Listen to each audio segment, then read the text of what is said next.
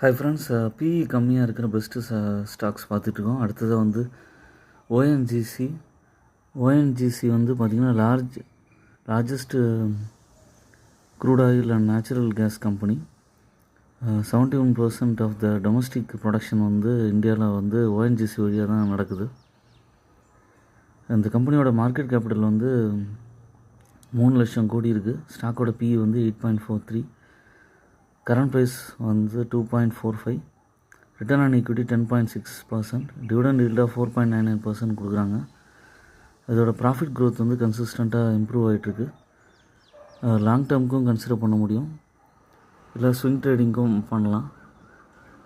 ஒரு price corrections வரும்போது ஒரு 180 ருபீஸ் அந்த மாதிரி வரும்போதும் வாங்கினீங்கன்னா திரும்ப ரிவர்சல் எடுக்கும்போது 200, 220 அந்த மாதிரி போகும். இப்போது ஒரு நல்ல ஏற்றம் கொடுத்துருந்தது.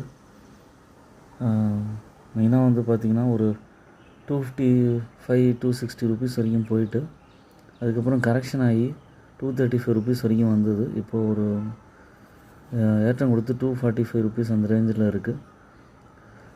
ஸ்விங் ட்ரேடிங் கன்சிடர் பண்ணோன்னா ஒரு 230 ருபீஸ் அந்த மாதிரி வருது, 235 வருதுன்னா கன்சிடர் பண்ணலாம். இந்த கம்பெனியோட ப்ளஸ் பாயிண்ட் வந்து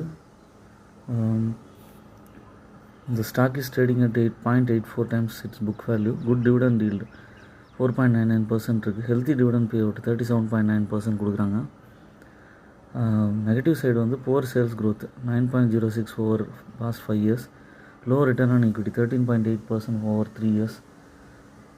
குவார்ட்டர்லி ரிசல்ட்ஸில் சேல்ஸ் வந்து 1,57,000 கோடி பக்கம் மெயின்டைன் ஆகிட்டுருக்கு.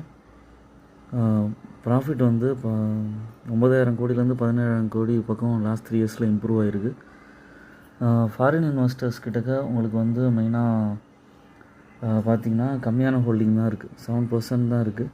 பட் ப்ரொமோட்டர்ஸ் கிட்ட தான் நிறையா இருக்குது, 58% இருக்குது. அப்புறம் கவர்மெண்ட் கிட்டக்க 10% இருக்குது. நம்பர் ஆஃப் ஷேர் ஹோல்டர்ஸ் வந்து லாஸ்ட் 2 இயர்ஸில் 15 lakhsலேருந்து 28 lakhs பக்கம் இன்க்ரீஸ் ஆகிருக்காங்க, which is good. ONGC share own analysis பண்ணிவிட்டு கன்சிடர் பண்ணுங்கள். என்னோடய சேனலை சப்ஸ்கிரைப் பண்ணுங்கள், லைக் பண்ணுங்கள், எல்லா வீடியோஸும் பாருங்கள்.